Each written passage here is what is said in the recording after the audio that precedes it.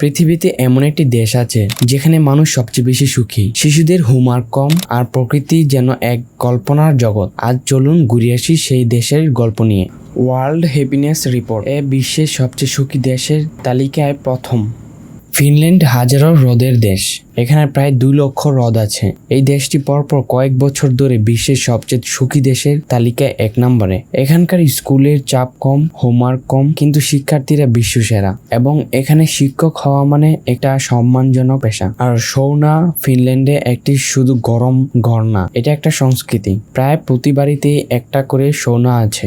আর সবচেয়ে ম্যাজিক্যাল ব্যাপার, ল্যাপল্যান্ড আপনি চোখে দেখতে পারবেন নর্থেন লাইট, অরোরা।